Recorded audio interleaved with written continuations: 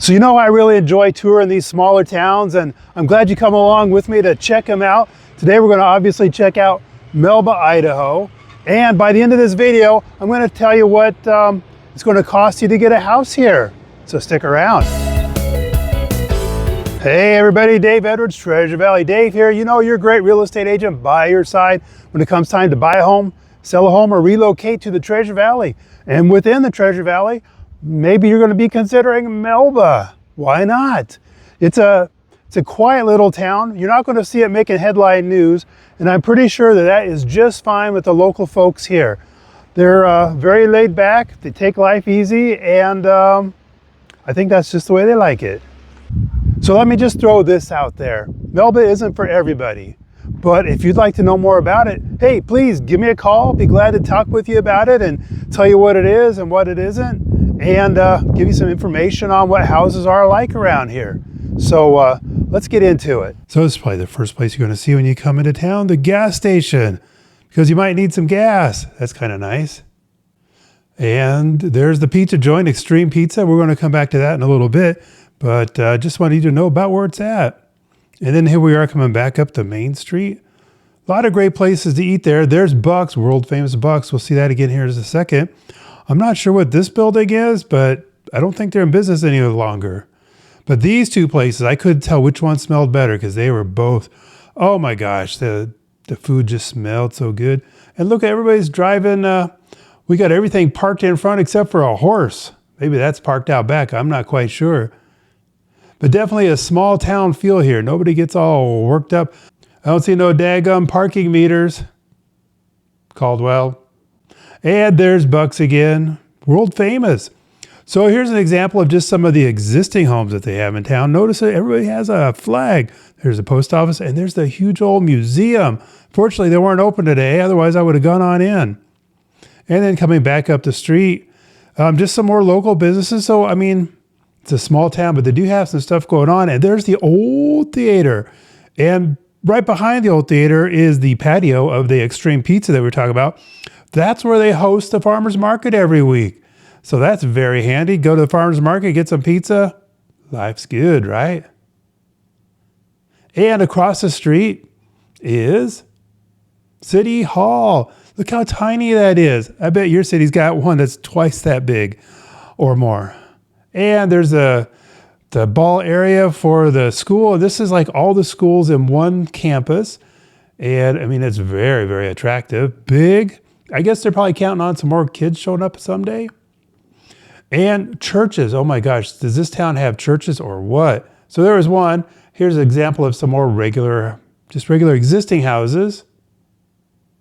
Nothing fancy. Doesn't need to be. And then over here, we have, guess what? Churches.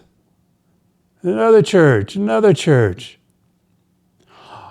Huh, I didn't see any bars. Maybe that one counts as a bar, but there's certainly a lot of churches down there. There's another one. Pretty wild, huh?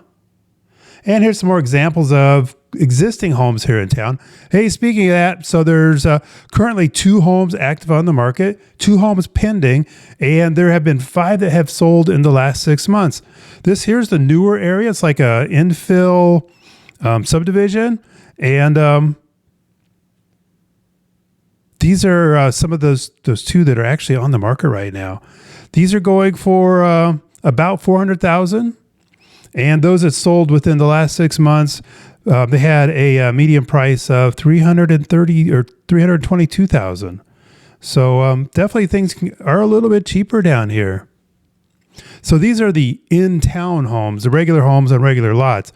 But you can go outside of Melba. I mean, the mailing address for Melba goes out miles and miles, and there's a wide range of properties. Some are fixers, some are stunners. Hey, there's the senior center. That there is the place to be. There's no doubt about that. When you go down for their the 4th of July celebration, you go in there, you get some chicken. I think that's something hey, look at those mountains in the background. Yeah, they got views around there. Some of those other properties that we were talking about, 40, 60 acres, Vice's Prairie. No, prices vary. And I did go check out some more data on this because I thought you might want to know. So Wikipedia says that Melba's a village about 500 people, founded in 1912 by Clayton Todd, who named it after his daughter. And look at that. We started off with about 200 people, and now we're up to about 500 people. It's not a whopping metropolis, but it's not bad. And this here's from the city's website. Just south of town is Celebration Park, right by the Snake River.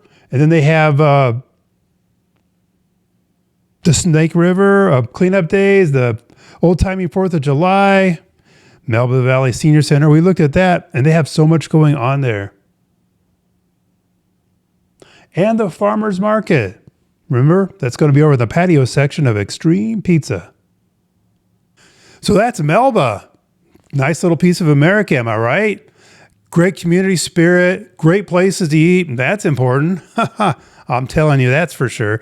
And yes, out in the country, but yet you're just a 15-minute straight shot into Nampa, so you can get your shopping done, or if that's where you work, it's real easy to get there. If you want me to send you a link to the active listings that's going on in Melba or around Melba, let me know. I'll be glad to send those over to you. So maybe Melba is just right for you, or maybe it's a little too small. There are some great small towns around the entire Treasure Valley. And to learn more about this one, Emmett, go ahead and click on this video here.